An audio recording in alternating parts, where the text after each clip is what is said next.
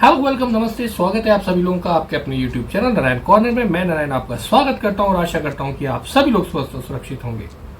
आओ कुछ नया सीखो कि आज के इस भाग में जो हम चीज लेके आए, जैसे कि आपने थंबनेल में देख ही लिया था कि रेट ऑफ इंटरेस्ट तो कम हो गए हैं। बैंक्स ने, आरबीआई ने रेट ऑफ इंटरेस्ट कम कर दिए हैं। 6 जून को इसकी घोषणा की गई। जैसा कि मैंने पहले भी फरवरी में भी आपको एक वीडियो में बताया था कि इस साल 4 बार रेट कम होंगे। 2 बार हो चुके हैं, 2 बार अभी और होने बाकी हैं। ऐसी बात है, अक्टूबर, नवंबर या दिसंबर में जाके एक बार फिर से ये मौद्रिक समीक्षा की जाएगी और रेट कम किए जाएंगे। अब ये क्यों है, कैसे है, ये डिटेल का विषय है। अब यहाँ पे जो सबसे बड़ी बात आती है कि क्या रेट ऑफ इंटरेस्ट जो कम हुए हैं उसमें आपको कुछ फायदा होने वाला भी है या नहीं, या जिन लोगों ने लोन लिया हुआ है क्या उनका इसमें कोई सरोकार है, या फिर सिर्फ कहने के लिए ही बातें, लोन के रेट कम हो गए या आरबीआई ने रेपो रेट कम कर दिया या सीआरआर कम कर दिया, इससे आम जनता को क्या फायदा होगा भैया, वो फायदा इस वीडियो में बताएंगे आपको। आप एक्चुअल में इसमें इंपैक्ट हो रहे हैं या नहीं, ये इस वीडियो में आपको पता लगेगा। आरबीआई ने तो रेट कम कर दिया, क्या ये सभी लोगों के लिए है? नहीं, सभी लोगों के लिए नहीं फायदा है कुछ भी इसमें। कुछ ऐसे सेक्टर्स हैं जिसमें इनको फायदा होगा, कुछ ऐसे सेक्टर्स और लोग हैं जिनका इनसे कोई मतलब नहीं है। अब वो लोग कौन से हैं, वो सेक्टर्स कौन से हैं, वो आज इस वीडियो में हम लोग समझेंगे। बड़े ही एक सोफिस्टिकेटेड वीडियो बना रहा हूं मैं आज। इसमें थोड़ा सा अलग तरीके से समझेंगे, आज थोड़ा सा अलग तरीके से देखेंगे कि रेट ऑफ इंटरेस्ट कम तो हो गए। हर तो सारी दुनिया में शोर मचा हुआ है कि रेट ऑफ इंटरेस्ट कम हो गए, लेकिन भाई रेट ऑफ इंटरेस्ट कम हो गए, इसमें आपका फायदा हो रहा है या नहीं हो रहा? क्या आप एक्चुअल में इंपैक्टेड हैं इससे या नहीं है, या रेट कम होने से आपको क्या करना चाहिए, ये सब इस वीडियो में जानेंगे। अगर आपको सिर्फ यही जानना है कि हाँ जी ये रेट ऑफ इंटरेस्ट कम हो गए हैं, तो हाँ जी रेट ऑफ इंटरेस्ट कम हो गए। लेकिन अगर आप इसकी गहराई से जानना चाहते हैं, एक एक चीज देखिए, जब तक पूरी नॉलेज नहीं होगी तब तक आप उस तथ्य को पूरी तरीके से बारीकी से नहीं समझेंगे, तब तक आप उसमें पूरी तरीके से अपने विचार या आगे के जो निर्णय हैं, जो सही डिसीजन है, वो नहीं ले पाते। सिर्फ इसी मैटर में नहीं, किसी भी मैटर में जब तक आपको उसकी पूरी गहराई, इन एंड आउट्स नहीं पता होंगे, तब तक आप उसके बारे में फ्यूचर में डिसाइड क्या करना है वो आप नहीं कर पाएंगे। तो वो डिसाइड करने के लिए ये वीडियो। तो चलते हैं पहले स्लाइड की तरफ। सबसे पहले मैं आपको कुछ चीजें बताना चाहता हूँ कि किस किस तरीके से हम लोग ये चीजें कर रहे हैं और वो चीजें क्या क्या है। देखिए, सबसे पहले तो हम लोग यहाँ पे rate of interest impact and possibility के ऊपर चर्चा कर रहे हैं। अब इसमें सबसे पहले क्या आता है? इसमें सबसे पहले आता है जी हमारा रेट चेंज।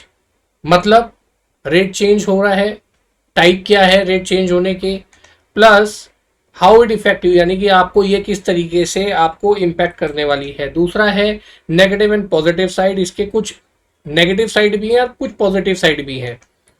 और अलावा इसके सेक्टर्स विच इज इम्पैक्टेड, यानी कि ऐसे कौन से सेक्टर्स हैं जो इसमें इम्पैक्टेड हुए हैं। हर सेक्टर तो इम्पैक्टेड हो नहीं सकता। Future of your existing loan, अगर आपने कोई एग्जिस्टिंग लोन लिया हुआ है तो भाई उसका क्या भविष्य है, अब क्या उसमें रेट चेंज होगा? हर पुराने लोन पे रेट चेंज नहीं होगा, सिर्फ किस पे होगा वो भी इस वीडियो में देखेंगे। How you should take benefit of the rate change, कैसे आप इसका पूर्ण लाभ ले सकते हैं, और comparison of rate change in various aspect. ये आज इस वीडियो के मुख्य तथ्य रहेंगे। और यकीन मानिए ये सब अगर आप समझ लेंगे तो फिर आपको आगे अपने फ्यूचर में कैसे लोन को ट्रीट करना है, रेट ऑफ इंटरेस्ट जो चेंज होते हैं, रेपो रेट क्या है, सीआरआर क्या है, रिवर्स रेपो रेट क्या है, इसके बारे में सरसरी तौर पे हम सभी लोग जानते हैं, लेकिन एक्चुअल में इसका क्या इंपैक्ट होता है और इसका बड़े पैमाने पे क्या इंपैक्ट होता है और एक छोटे से व्यक्ति को इसमें क्या लाभ मिलेगा, इस वीडियो में हम जानेंगे।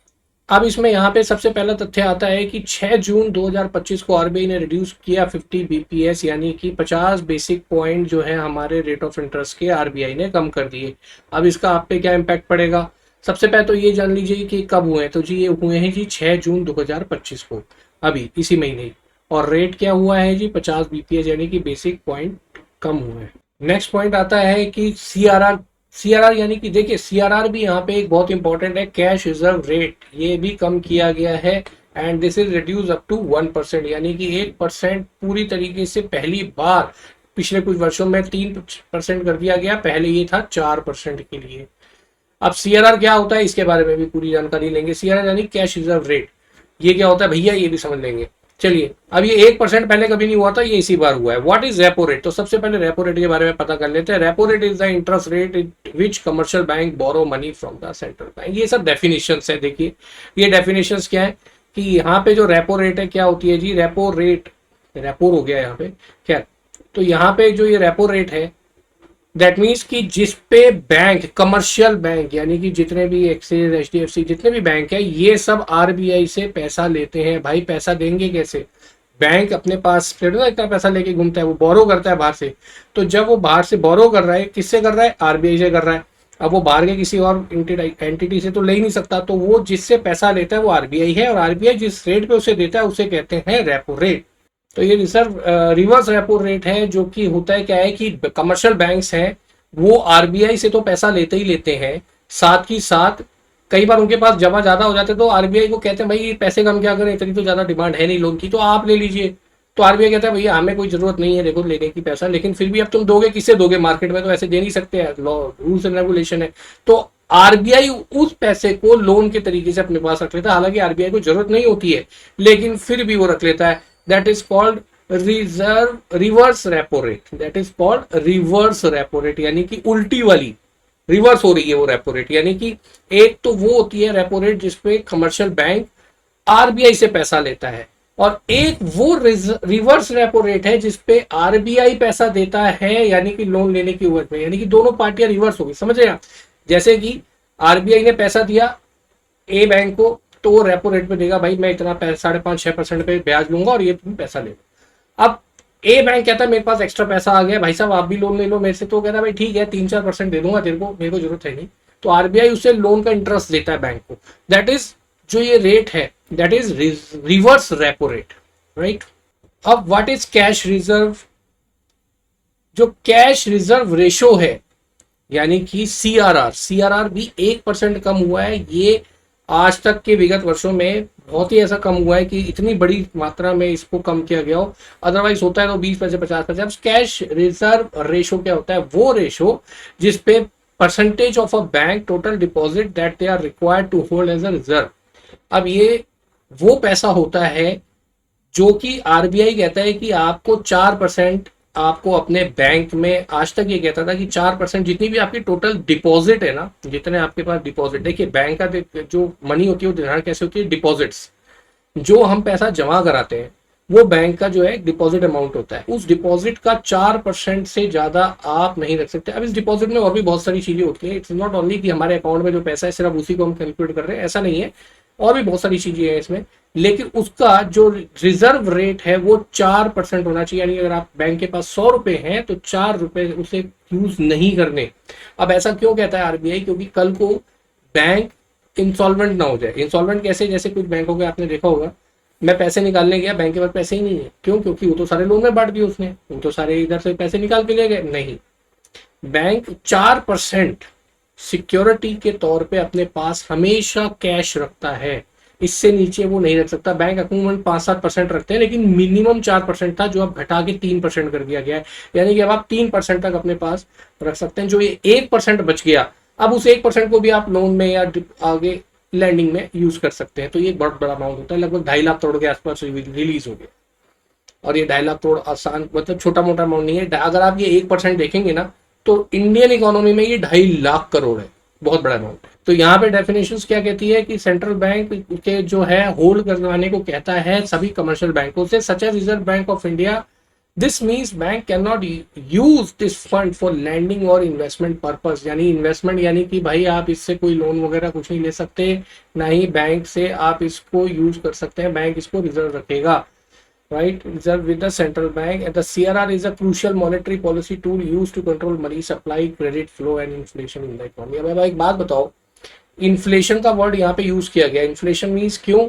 इन्फ्लेशन मीन्स इसलिए कि जब आप ये 2.5 लाख करोड़ का जो कैश है, वो तो कैश के लिक्विड में ही है ना ये, अब ये कैश जब मार्केट में आएगा तो ये मार्केट में हर व्यक्ति के पास एक क्रेडिट लिमिट जो है वो बढ़ा देता है, क्रेडिट पावर बढ़ा देता है, खरीदने की शक्ति, जिसे कहते हैं इकोनॉमी में क्रेडिट पावर। आज मेरे पास 100 रुपए है तो मैं 100 रुपए के हिसाब से खर्चा करूँ, आज मेरे पास 1,000 रुपए आ जाए तो मैं 1,000 रुपए के हिसाब से खर्चा करूंगा, तो मेरी क्रेडिट पावर बढ़ गई, यानी कि पैसा मार्केट में बूम करता है, फ्लोट करता है, तो फिर वो इन्फ्लेशन बढ़ाता है। इन्फ्लेशन की स्टोरी भी है, अगर टाइम मिला तो मैं आपको बताऊंगा इसी वीडियो में इन्फ्लेशन कैसे बढ़ती है। नेक्स्ट पॉइंट आता है हमारे पास हाउ इट इफेक्ट, ये इंपॉर्टेंट पॉइंट है। अब यहाँ पे कैसे इफेक्ट होता है कि भाई सबसे पहला मोटा मोटा इम्पैक्ट क्या आता है कि reduction of your repo rate. अगर आपकी रेपो रेट में कमी होती है तो सीधा सीधा असर इस पे आपकी ईएमआई का पड़ता है, यानी कि आपकी ईएमआई कम हो जाती है। जहां आप 5,000 रुपए की ईएमआई फॉर एग्जाम्पल दे रहे थे, अब आप उस 4,700 रुपए की अगर ईएमआई दोगे तो जो ये 300 रुपए आपके पास आ गए, ये आपकी क्रेडिट में इंक्रीमेंट करेंगे, यानी कि आप 300 रुपए का सामान कुछ और खरीदेंगे क्योंकि ये यहां से आपके पास इंक्रीमेंट होके आए हैं, समझ रहे हैं। तो क्या हो गया कि एक तरीके से आपकी स्पेंडिंग पावर बढ़ जाती है। अब जब स्पेंडिंग पावर पड़ेगी तो ओवरऑल अगर पूरी इकोनॉमी में ये 300 रुपए मिलके अगर 2.5 लाख करोड़ हो गए तो भाई 2.5 लाख करोड़ की इकोनॉमी हमारी ग्रो कर गई ना। आज जो सामान नहीं बिक रहा, अगर वो 2.5 लाख करोड़ लोगों के पास पहुंचेगा तो वही सामान बिकने भी लगेगा, तेजी से वो इनफ्लो चालू हो जाएगा। जो पहिया अभी धीरे चल रहा है वो पहिया तेज चलने लगेगा। नतीजा क्या होगा कि हमारी जीडीपी जो है वो बढ़ने लगेगी। जीडीपी जो है हमारी कितनी 2.5 लाख करोड़ की बढ़ गई, सिर्फ एक छोटे से कदम की। इसका इम्पैक्ट बहुत गहरा है, मैं आपको भी आगे वीडियो में बताऊं। अब इसके फायदे क्या है भाई, रेट कम हुआ है तो फायदे तो होंगे ही होंगे ना। अब बेनिफिट क्या है तो बेनिफिट समझ लेते हैं जी। सबसे पहला बेनिफिट होता है लोन बिकम चीपर, आपका लोन कम सस्ता हो जाएगा। लोन आप अच्छे तरीके से, आपका अगर 50 पैसे का कमी हो गई 0.5 यहाँ पे कम हो गया है तो भाई आपका पैसा, जाहिर सी बात है ईएमआई में तो इम्पैक्ट आएगा ही, ईएमआई आपकी सस्ती हो जाएगी तो वो अच्छी चीज है। बिग मार्केट कवरेज, यानी कि अब बिग मार्केट कवरेज क्या होती है, अब ज्यादा से ज्यादा लोग लोन लेने के लिए आएंगे बैंक के पास। भाई लोन सस्ता हो गया है, हम ले लेते हैं। 50 पैसे वैसे देखने में बहुत ज्यादा अमाउंट नहीं क्रिएट करता, लेकिन फिर भी जो लोन, होम लोन आज 8% पे था, अब वो 7.5% पे आ गया।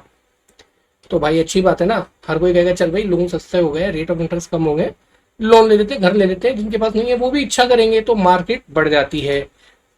मोर लिक्विडिटी। अब यहाँ पे क्या है कि जब रेट कम होते हैं तो आप क्या करते हैं, आप कार खरीद लेते हैं, आप हाउस खरीद लेते हैं, है ना, आप बहुत सारी और चीजें खरीदते हैं, लोन ले लेते हैं। लोन लेते हैं तो क्या होता है कि आपके पास पैसा आता है, पैसा आता है तो भाई आप क्या करते हैं, परचेज कर लेते हैं। अब जब परचेज मार्केट में ज्यादा होगा, इकोनॉमी में परचेज बढ़ेगा तो लिक्विडिटी फ्लोट जल्दी करती है, क्योंकि पैसा ज्यादा आ गया ना आपके पास। रेट कम हुए, आपने पर्सनल लोन ले लिया, भाई रेट कम हो गया, बिजनेस लोन ले लिया, भाई रेट कम हो गया, होम लोन ले लिया। अब ये जो आपने लोन लिया, अब लिक्विडिटी कैसे बढ़ी, बैंक से जो पैसा है वो बिल्डर के पास गया, बिल्डर ने आगे स्पेंड किया, तो वो जो कैश है वो मार्केट में ज्यादा तेजी से घूमने लगा और बड़े अमाउंट में घूमने लगा। Industry boost. अब कौन कौन सी इंडस्ट्री बूस्ट होंगी, रियल स्टेट होंगी, बीएफएसआई होंगी, बहुत सारी ऐसी इंडस्ट्रीज हैं जो इन लोन के सस्ते होने से इम्पैक्ट करेंगी। वो भी मैं अभी आपको इस वीडियो में बताऊंगा कि कौन कौन सी इसमें इंडस्ट्रीज बूस्ट कर रही हैं। जीडीपी बूम, जैसे मैंने बताया भाई, ये जितना भी सिनेरियो है लोन का, देखिए ओवरऑल लोन से रिलेटेड तो बेस तो लोन का ही रहेगा। जब जितना ज्यादा लोन मार्केट में आएगा उतना ही ज्यादा मनी मार्केट में आएगी। मनी जैसी मार्केट में आती है तो क्रेडिट बढ़ता है। क्रेडिट किसका, परचेज पावर। यहाँ पे परचेज पावर है, मतलब अब परचेज पावर अगर बढ़ रही है तो मार्केट में पैसा तेजी से इस हाथ फिर इस हाथ फिर इस हाथ फिर इस हाथ बढ़ रहा है। Large number of loan takers involve in the system, यानी कि नंबर्स ऑफ लोन लेने वाले जो अभी लगभग कोई 2.5 करोड़ के आसपास हैं, वो बढ़ जाएंगे तुम्हारे 3 करोड़ 4 करोड़ के आसपास, या और ज्यादा हो जाएंगे ऐसा अनुमान है। तो जो ये नए सरप्लस हो रहे हैं, 1 करोड़ भी लोग अगर नया लोन लेने के लिए आते हैं जिन्होंने पहले लोन नहीं लिया, तो बैंक का लोन का दायरा बढ़ गया ना। आज बैंक के पास 50 कस्टमर थे लोन लेने वाले, अब रेट कम हो गया, अब 150 हो जाएंगे। बैंक के पास पैसा भी ज्यादा आ गया, सीआरआर पीछे से 1% खुल गया, तो वो जो पैसा बच गया है जिसको मार्केट में डालना है उससे कमाई करेंगे ना। अब आपके, मैं बोलूं कि आपके जेब में आज 2,000 रुपए हैं, जिसमें से 500 रुपए आपने छूने नहीं है इमरजेंसी के लिए, 1500 रुपए खर्च कर दो। लेकिन अगर मैं वही कहूँ कि भाई इसमें 200 रुपए आप कम कर लो, सीआरआर 1%, 200 रुपए आप और इसमें से खर्च कर सकते हो, तो आप क्या होगा, 1500 की जगह आप 1700 कर सकते हो। दैट इज लोन बढ़ सकता है। तो यही 200 रुपए मार्केट में और एक्स्ट्रा होगा। ये 2.5 लाख करोड़ है, छोटा मोटा अमाउंट। तो ये तो होगा बेनिफिट। अब नुकसान भी तो है। नुकसान की चर्चा करे बगैर इस वीडियो से कैसे जाएंगे आप, नुकसान की भी चर्चा जरूरी है। Negative impact. While a repo rate reduction can stimulate the economy by lowering borrowing costs, it can also have some negative consequences particularly for savers and certain type of investors। यानी कि संक्षेप में मैं बताऊं कि सिर्फ रेट कम होने से जहां कुछ लोगों को फायदा होता है वहां पे कुछ लोगों का नुकसान भी होता है जो हमें नहीं दिखता है। ये एक इंपॉर्टेंट फैक्टर है, आपको समझना चाहिए। फायदे हमें पता हो ना हो किसी चीज के, नुकसान क्या है उसके बारे में पहले से जानना बहुत जरूरी है ताकि आप नुकसान से बच जाए। फायदा तो फिर उसके बाद ही बचेगा ना, जो बचेगा वो फायदा ही होगा, तो नुकसान नहीं होना चाहिए। तो नुकसान में सबसे पहली चीज क्या आती है, reduce FD and saving account interest rate. यानी कि जो एफडी का रेट इस समय 6% था, अब वही 50 पैसे के करीब या उससे भी ज्यादा कम हो जाएगा। यानी एफडी पे रेट अब आपको कम मिलने लगेगा। ये न्यू एफडी पे है, ओल्ड एफडी उसी रेट पे चलेंगी। ओल्ड एफडी का रेट चेंज नहीं होगा। अगर आपने 5 साल की एफडी ली हुई थी तो 5 साल पे अगर आपने जो 5 साल या 3 साल पहले या 4 साल पहले या 2 साल पहले जो रेट था वो रेट आपका अगले 5 साल तक चलेगा, 5 ईयर्स तक उसी रेट पे पैसा मिलेगा, है ना। हाँ, अगर आप तोड़वाते हैं या ये रिन्यू होती है तो जो रेट एप्लीकेबल होगा फिर वो आता है। Lower return for retirees and inflation, ये 2 पॉइंट है। जो रिटर्न्स है जो रिटायरीज पे जैसे आप इन्वेस्टमेंट करते हैं उस पर जो रिटर्न्स आते थे वो कम आने लगेंगे। इन्फ्लेशन बढ़ेगी, इन्फ्लेशन बढ़ेगी, इसको मैं यहाँ पे संक्षेप में समझाना चाहता हूँ। इन्फ्लेशन कैसे बढ़ेगी? इन्फ्लेशन बढ़ती है जब एक आदमी 10 आदमी है, सपोज फॉर एग्जांपल एक ग्रुप में 10 लोग हैं, ठीक है, ये 10 पीपल्स हैं। तो दोबारा से करते हैं। इन्फ्लेशन में इकोनॉमी में 10 लोग हैं, अब इन 1 2 3 4 5 6 7 8 9 10, ठीक है ना। अब इन 10 में से हर किसी के पास स्पेंड करने के लिए पावर है 100 रुपए की। तो ये 10 के 10 100 रुपए का सामान बाजार से यानी कि 1000 रुपए का सामान मार्केट में खरीदने के लिए निकल रहे हैं, ये 1000 रुपए। अब अगर मैं यहाँ पे इनको 100 रुपए की जगह 1000 रुपए कर दूं, इनकी खरीदने की पावर यानी कि इनके पास पैसा होगा तो ये खरीदने के लिए मार्केट में आएंगे कुछ सामान, तो यहाँ पे ये 1000 की जगह 10,000 हो जाएगी। तो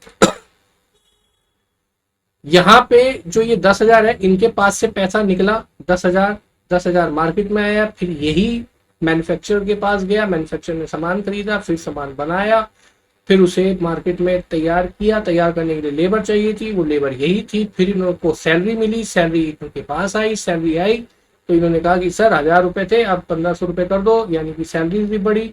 अब ये 1000 रुपए जो इन्हें मिल रहे हैं, सैलरी बड़ी ने मिली से छोड़ दिए, वो भावनाओं में चला गया था। अब ये जो 1000 रुपए यहाँ पे इनके पास मिल रहे हैं तो ये फिर से मार्केट में आ रहे हैं, यानी कि ये जो सर्कुलेशन ऑफ मनी है ये जितनी तेजी से घूमेगा उसको इन्फ्लेशन रेट कहते हैं। ये इन्फ्लेशन यानी तेजी बहुत सारी चीजों को जन्म देती है, आपकी इकोनॉमी को रोक सकती है, आपकी कंट्री का बंटा धार कर सकती है। और इन्फ्लेशन बेरोजगारी भी बढ़ाती है। सिर्फ एक लेवल के बाद इन्फ्लेशन इतनी बढ़ जाती है, एक इकोनॉमी में सिद्धांत है मार्जिनल यूटिलिटी का, जो इकोनॉमी के स्टूडेंट हैं उन्हें पता होता है। और इन्फ्लेशन भी कहीं ना कहीं उससे लिंक होता है ना, कि एक हद तक आपको एक सीमा तक हर चीज एक मैक्सिमम लेवल पे, यानी कि आज आपको भूख लग रही है, आप 2 रोटी खा रहे हैं, बहुत बढ़िया लगे, पहली रोटी आपको सबसे अच्छी लगेगी, मजेदार, दूसरी रोटी तीसरी रोटी में भूख कम हो गई, अच्छी कम लग रही है, चौथी रोटी, 5वीं रोटी आते आते आप मार्जिनल यूटिलिटी पे आ जाएंगे, भाई अब पेट भर गया। छठी रोटी पे आपको वही चीज दी जाए ना तो वो खा तो लेंगे आप एक बार को, लेकिन वो आनंद नहीं दे पाती जो पहली रोटी देती। सिद्धांत ये कहता है कि लेवल 1 पहुंचने तक आपको किसी भी चीज की मैक्सिमम यूटिलिटी आप उसकी ले सकते हैं, उस लेवल को क्रॉस कर जाएंगे तो वो चीज आपको उतना अच्छा नहीं लगेगी, राइट। खैर, कमेंट बॉक्स में बताइएगा अगर इन्फ्लेशन या इस तरीके की जीडीपी से रिलेटेड कोई ज्ञान आपको चाहिए या आप समझना चाहते हैं, इकोनॉमी के स्टूडेंट हैं, आप समझना चाहते हैं तो मैं डेफिनेटली इसको एक ब्रीफ लेक्चर में आपको या ब्रीफ एक क्लास में आपको बता सकता हूँ। कमेंट जरूर करिएगा अगर आप इन्फ्लेशन के बारे में समझना चाहते हैं। करेंसी डेप्रिसिएशन, अब करेंसी डेप्रिसिएशन बहुत इंपॉर्टेंट चैप्टर आता है यहाँ पे कि भाई आपकी जो करेंसी है वो कैसे, आज करेंसी को हम लोग कैसे नापते हैं अगेंस्ट डॉलर यूरो, है ना। अब 1 रुपया 84 रुपीज का है, 1 डॉलर सॉरी 84 रुपीज का है, ये डॉलर 1 जो है ये 84 रुपए का है। अब जब इन्फ्लेशन बढ़ती है ना, जब मार्केट में पैसा एक हाथ से दूसरे हाथ तक जल्दी जल्दी जा रहा है, ज्यादा ज्यादा जा रहा है। दालें महंगी हो गई, जो दाल 60 रुपए की थी अब वो 120 रुपए की हो गई, तो जो 60 रुपए बढ़े हुए हैं वो 60 रुपए इन्फ्लेशन यानी ज्यादा पैसा मार्केट में लेके आ रहा है, ज्यादा वो 160 120 रुपए उसके पास गया, 120 से वो एक किसी और के पास गया, तो ये पैसा जल्दी जल्दी ज्यादा अमाउंट में घूमता है तो उसकी वैल्यू कम होती रहती है। इसके बहुत सारे फैक्टर है, लेकिन यहाँ पे एक इन्फ्लेशन के बाद एक फैक्टर यहाँ पे ये जुड़ जाता है कि आपके पैसे की वैल्यू कम होने लगती है। जो आज 84 रुपए है ये 86 रुपए या 87 रुपए तक पहुंचेगा, आप देखिएगा, क्योंकि यहाँ पे इन्फ्लेशन भी बढ़ेगी आने वाले 3 सालों में, लिमिटेड दायरे में लेकिन बढ़ेगी जरूर, और करेंसी डेप्रिशिएट जरूर होगी, क्योंकि यहाँ पे हमारे रेट सस्ते हैं और अभी हम डेवलपिंग कंट्रीज है, डेवलप कंट्रीज नहीं है, इसके बारे में ध्यान रखिएगा। दूसरा होता है increase risk of asset bubbles. अब एसेट बबल्स क्या होता है, देखिए कुछ साल पहले ना रियल स्टेट में एक बूम आया था, प्रॉपर्टी के रेट इतने बढ़ गए कि वो आसमान छूने लगे, और जब वो बबल फटा तो रेट इतने धड़ाम से नीचे आए, बहुत सारे लोग बर्बाद हो गए।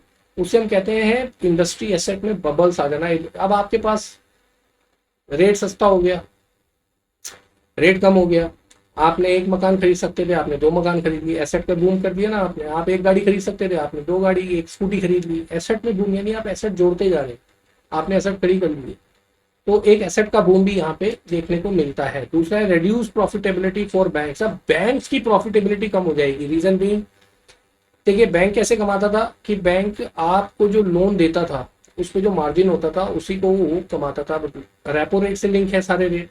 अब अगर रेपो रेट कम हो रही है तो उनका मार्जिन तो जो है वो भी कम होगा, तो बैंकों का नुकसान ये है। अगर यहाँ पे रेट ज्यादा होते तो बैंक उस पर थोड़ा सा मार्जिन खेल सकते थे, रेट कम होने पे उनका भी मार्जिन कम होगा। इसके अलावा शिफ्ट ऑफ इन्वेस्टमेंट पैटर्न, सब यहाँ पे इन्वेस्टमेंट का पैटर्न चेंज हो जाएगा। रीजन भी कि जहां पे आप एफडी की तरफ से एक एसेट बेस्ड इन्वेस्टमेंट पे जाते थे, अब आप क्या करेंगे, ज्यादा रिटर्न, भाई मेरे को 4.5-5% पे एक मेरा पैसा रिटर्न दे रहा है और वही पैसा शेयर मार्केट में मेरे को 12-15% पे दे रहा है, तो मैं वहां जाऊंगा, कम से कम 8% तो आएगा, तो मैं 6% पे या 5% पे क्यों रहूंगा। तो यहाँ पे चेंजेस ऑफ इन्वेस्टमेंट बिहेवियर में भी आएगा। अब यहाँ पे सीआरआर को समझते हैं, जो 2.5 लाख करोड़ रुपए आए हैं मार्केट में, सीआरआर यानी कि 4% में 3% कर दिया, इसका क्या फर्क पड़ेगा। सबसे पहले तो जो बैंक्स हैं उनकी लैंडिंग कैपेसिटी यानी कि जो लोन देने की क्षमता है वो बढ़ जाएगी, वो और ज्यादा लोन दे सकेंगे। भाई 1% और पावर वो उनके पास आ गई ना। अब ये जो 1% बढ़ गया है, अब लोग क्या कहेंगे इसमें कि भाई आप लोन ले लीजिए या आप पर्सनल लोन ले लीजिए या आप इन्वेस्टमेंट करिए। अब जितना ज्यादा पैसा मार्केट में इन्फ्लोट होकर आ रहा है वो कहीं ना कहीं इन्वेस्टमेंट पे भी उसका प्रभाव जाता ही है, कुछ परसेंटेज कहीं ना कहीं किसी के हाथ में जाएगी।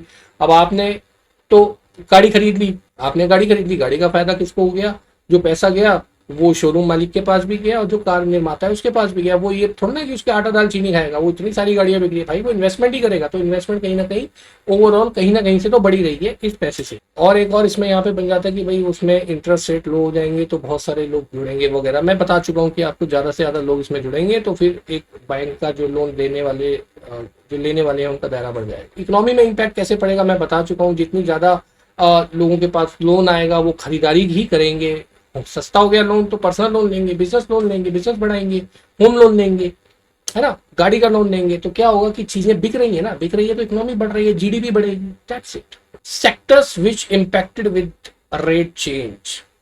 अब सेक्टर्स कौन कौन से इसमें इम्पैक्टेड हुए हैं। पहला सेक्टर आता है जी बैंकिंग। डेफिनेटली बैंकिंग जो है इसमें सबसे पहला सेक्टर है जिसमें रेट कम होंगे तो बीएफएसआई यानी कि बैंकिंग फाइनेंशियल इंस्टीट्यूशन जो भी है वो इन पे इम्पैक्ट होंगे। दूसरा रियल स्टेट, जाहिर सी बात है होम लोन सस्ता हो रहा है भाई, तो आप सबसे पहले घर खरीदेंगे तो home loan impacted to the real estate, तो रियल स्टेट जो है इसमें इम्पैक्ट करेगा। ऑटो इंडस्ट्रीज, कार लोन सस्ते हुए हैं तो जाहिर सी बात है लोग 2 व्हीलर 4 व्हीलर जरूर खरीदेंगे। कमर्शियल व्हीकल में तो मुझे नहीं लगता कि इसमें कोई इम्पैक्ट आएगा, जो कि इसमें डील करते हैं एमएसएमई में या एफएमसीजी में, तो उनको थोड़ा सा इम्पैक्ट ही ज्यादा करने वाला है, क्योंकि जो लोगों के पास क्रेडिबिलिटी बढ़ती है तो वो खरीदारी भी ज्यादा करेंगे तो इनका सामान बिकेगा, तो जाहिर सी बात है ये सेक्टर्स बूम करेंगे। और नए स्टार्टअप, अब जब बैंक के पास इतना पैसा आ गया है तो वो लोगों को लोन स्टार्टअप करने के लिए भी देने के लिए इच्छुक होंगे। अब ये तो है नहीं कि जो एलिजिबल है सिर्फ बोलेंगे भाई दे दिया लोन, सबको बांट दिया। नए ग्राहक कहाँ से आएंगे, नए ग्राहक स्टार्टअप से भी आते हैं, तो स्टार्टअप के लिए भी लोन। तो यहाँ पे हमने पहले सिनेरियो पे हमने रख लिया था 8% का रेट 10 साल के लिए 50 लाख, जिसकी EMI थी 60,664 रुपए की, और एक हमने सिनेरियो रखा है 7.5 पे। अब यहाँ पे दोनों में लगभग हजार कितना फर्क पड़ रहा है, 700-800 रुपए का फर्क पड़ रहा है, लेकिन टोटल इंटरेस्ट जो है यहाँ पे ये दे रहे हैं 50 लाख पे 22 लाख 79,000 का, यानी कि 22,79,000 का इंटरेस्ट दे रहे हैं 8% पे, और 21 लाख का, तो लगभग काफ़ी अच्छा अमाउंट इन्होंने बचा लिया 10 साल में। और ये अमाउंट छोटा मोटा नहीं है, 10 साल में 1.5 लाख रुपए इन्होंने पूरे लोन पे बचा लिया अपने इंटरेस्ट पार्ट। अब ये 10 साल की कंपैरिजन थी। अब यहाँ पे मैं इसको 15 ईयर्स कर देता हूँ, क्योंकि अब कोई भी लोन है हम लोग अमूमन 20 साल लेते हैं। होम लोन है तो ये 20 साल के लिए ही होगा फॉर एग्जाम्पल।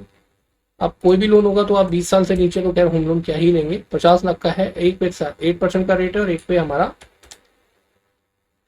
7.5 का रेट है। तो यहाँ पे एक सिनेरियो देखिए, यहाँ पे ईएमआई बन रही है 41,822 रुपए की, और यहाँ बन रही है 40,280 रुपए की 50 पैसे के अंतर पे, यानी कि लगभग आपका 1,500 रुपए पर मंथ आपका इम्पैक्ट आएगा। अब टोटल इंटरेस्ट जो आप यहाँ पे देंगे 20 सालों में, वो देंगे 50,37,000 का, और यहाँ देंगे 46,67,000 का, लगभग 4 लाख रुपए आप बचा लेंगे यहाँ पे इस 50 पैसे से। अब ये जो 4 लाख रुपए बचा रहे हैं ना, इसका भी मैंने एक वीडियो बनाया है कि आप कैसे अपने लोन पे ये जो 46 लाख रुपए दिख रहे हैं, इसको सिर्फ आप 25-30 लाख रुपए में इंटरेस्ट में आप अपने लोन को खत्म कर सकते हैं। That is a separate video, मैं लिंक टेबल। अब यहाँ पे आपको जो 1,500 रुपए बच रहे हैं उसका यूटिलाइजेशन कैसे करना है वो मैं आपको बता भी चुका हूँ। आप री इन्वेस्टमेंट करके इसको और अच्छे तरीके से अपने लोन को खत्म कर सकते हैं। लेकिन फिलहाल बैक टू द पॉइंट, यहाँ पे जो 41,822 रुपए की EMI 8% पे 20 साल के लिए थी, वो यहाँ पे 40,000 यानी कि लगभग 1,500 रुपए के आसपास का आपको फर्क पड़ रहा है। अब इसी सिनेरियो को हम कार लोन में देख लेते हैं एक बार। कार लोन में सपोज कीजिए कि आपने 10 लाख रुपए का लोन लिया। कार लोन पहले आप अमूमन 7 ईयर्स ही ले लेते हैं, क्योंकि 7 ईयर्स के लिए मैक्सिमम मिलता है, और पहले 9% पे मिलता था। अब यही चीज आपको 8.5% पे मिलेगी, यानी कि 10 लाख का लोन 7 ईयर्स के लिए। अब यहाँ पे वैसे कम ईयर्स है तो ज़्यादा इम्पैक्ट आता नहीं। जहाँ 16,000 रुपये की EMI आ रही थी, वहाँ 15,836 रुपये की EMI आएगी। 200 रुपये के आसपास का ही फर्क पड़ेगा लगभग।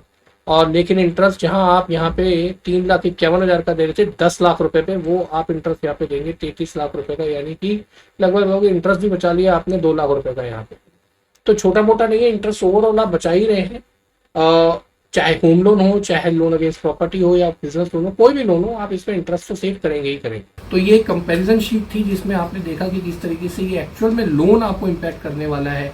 ये जो रेट ऑफ इंटरेस्ट चेंज हुए हैं, ये एक्चुअल में आपको क्या फर्क देने वाले हैं, आपको इम्पैक्ट होगा या नहीं होगा। आप उस सेक्टर में हैं तो डेफिनेटली आपको इम्पैक्ट तो आएगा ही आएगा, और एक्चुअल में किस तरीके से आपको ये आखिर में इम्पैक्ट करने वाला है। कमेंट करके जरूर इसमें मेरे को बताइएगा कि आप अगर इन्फ्लेशन या GDP या कोई और ऐसा चैप्टर इस पूरी वीडियो के से जो भी आपको लगता होगा इसमें आप ब्रीफ जानना चाहते हैं, प्लीज़ वीडियो में कमेंट जरूर करिएगा। आपके कमेंट हम बिल्कुल पढ़ते हैं और उस पर जवाब देने की कोशिश भी करते हैं, और आपके साथ जुड़े रहने की पूरी हमारी कोशिश रहती है कि आपकी किसी भी समस्या का हम लोग हल कर पाए। किसी भी तरीके के लोन की अगर आपकी ज़रूरत है, या आप चाहते हैं कि आप किसी भी तरीके की लोन की सहायता हमसे लें, तो आप कमेंट कर दें, हमारी टीम आपसे बहुत जल्दी संपर्क करेगी। हम लोग पैन इंडिया सर्विस देते हैं। किसी भी तरीके का लोन अगर आपको चाहिए बेस्ट बैंक से, या फिर किसी तरीके की भी आपको कोई भी सहायता या आपको सुझाव चाहिए, तो हमारी टीम पूरी तरीके से तत्पर है आपको लोन में सहायता। So this is it for the video today. और अगर ये वीडियो आपको पसंद आई है तो प्लीज़ सराहना के तौर पे ये वीडियो को लाइक कर दीजिए, चैनल पे नए हैं तो सब्सक्राइब कर दीजिए, और बेल आइकन को दबा दीजिए ताकि आपको सभी समय पे सारी वीडियोस मिलती रहे। आशा करता हूँ कि ये पूरा ज्ञानवर्धक टॉपिक आपको अच्छा लगा होगा। इसी तरीके के रोचक विषयों के और जानकारी के लिए आप हमारे चैनल पर जुड़े रहें। तब मिलते हैं अगली वीडियो में, तब तक अपना ख्याल रखिए, सुरक्षित रहिए। जय हिंद।